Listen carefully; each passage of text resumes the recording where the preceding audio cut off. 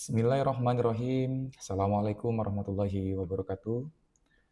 Teman-teman pencari kerja yang saya hormati, mari coba kita ingat-ingat kembali berapa banyak lamaran yang sudah kita kirim, tapi sampai hari ini belum pernah juga mendapat panggilan tes. Lalu coba kita ingat juga berapa kali yang pernah kita dipanggil untuk mengikuti seleksi, tapi langsung gagal di tahap awal seleksi. Dan berapa banyak dari teman-teman pencari kerja yang sudah pernah duduk manis di kursi wawancara, tapi pulang dengan hasil yang mengecewakan. Pertanyaannya sederhana, apa yang menyebabkan kita gagal untuk bersaing, lolos, atau mendapatkan pekerjaan? Teman-teman pencari kerja, saat ini pencarian kerja sudah sangat berbeda dengan masa lalu. Kompetisi semakin ketat. Setiap lowongan yang dibuka atau posisi yang dibuka oleh perusahaan, yang melamar kerja bukan hanya diri kita sendiri. Bisa ratusan bahkan ribuan orang yang melamar di lowongan tersebut. Dalam persaingan yang seketat ini, maka perusahaan akan mencari kandidat yang benar-benar terbaik, yang bukan hanya siap kerja. Maka jangan heran kalau banyak dari teman-teman pencari kerja yang gagal mendapatkan pekerjaan bukan karena tidak ada lowongannya, tapi gagal dalam bersaing mengikuti proses seleksi. Ada beberapa penyebab yang tidak kita sadari yang membuat kita itu gagal dalam bersaing mengikuti proses seleksi. Yang pertama, lemahnya dalam penguasaan matematika dasar. Teman-teman, jangan anggap remeh masalah hitung-hitungan, karena proses seleksi kerja akan banyak melibatkan dengan penguasaan matematika dasar. Mulai dari tes psikotes, tes logika, tes teknis, semua membutuhkan kecepatan berhitung dalam pengerjaan soal-soal tes tersebut. Jika 2 kali 2 saja teman-teman masih harus berpikir, atau persentase sederhana saja teman-teman masih terasa membingungkan, maka kita akan tertinggal sejak awal. Penyebab yang kedua adalah kurangnya kemampuan bahasa Inggris dasar. Di dunia kerja, dunia usaha saat ini, hampir semua, baik lokal maupun perusahaan multinasional, menyisipkan tes bahasa Inggris dalam setiap sesi tesnya.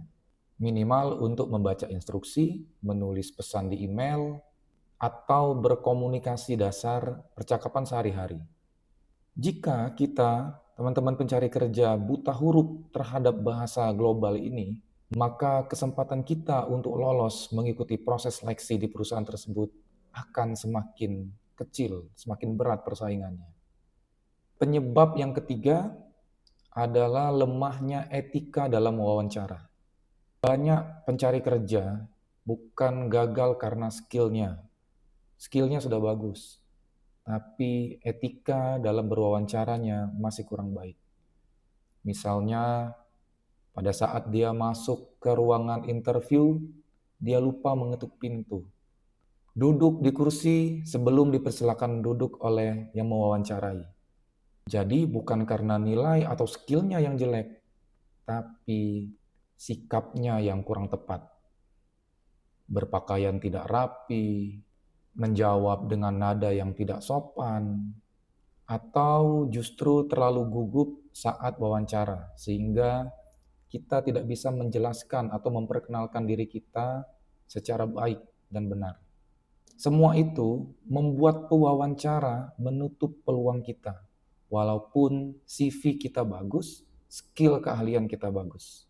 Dan masih banyak lagi penyebab dari sering gagalnya kita bersaing mendapatkan pekerjaan, seperti kurang disiplin, malas untuk belajar, tidak punya mental pantang menyerah, serta kurangnya keterampilan dalam berkomunikasi.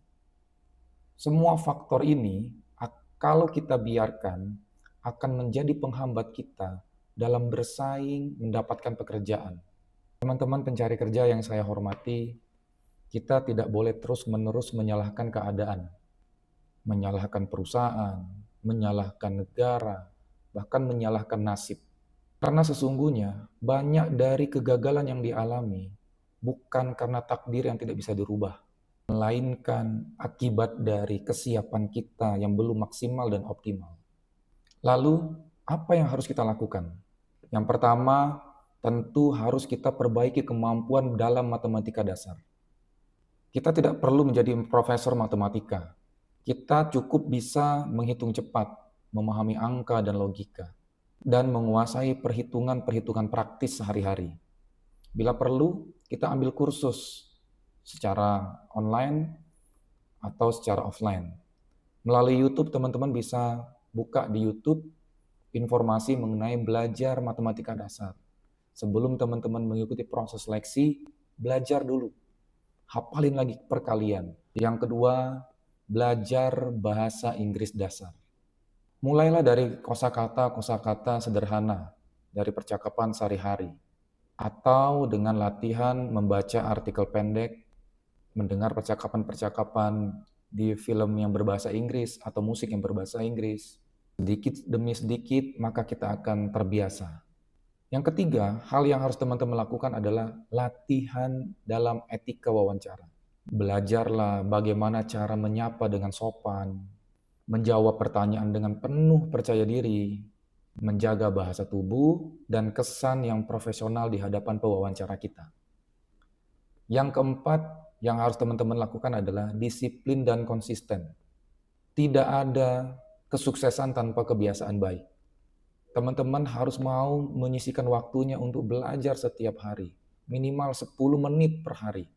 Itu jauh lebih baik daripada tidak sama sekali.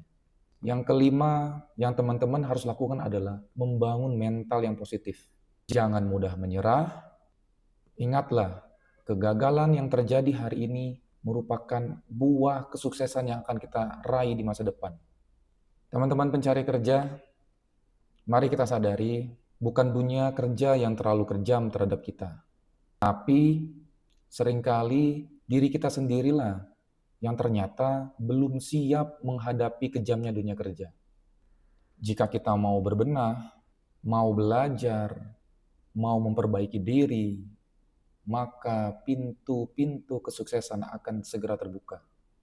Ingatlah selalu, pencari kerja semua, perusahaan itu bukan hanya mencari orang yang mau kerja, tetapi orang yang tepat. Maka jangan biarkan kelemahan dasar menghentikan langkah kita.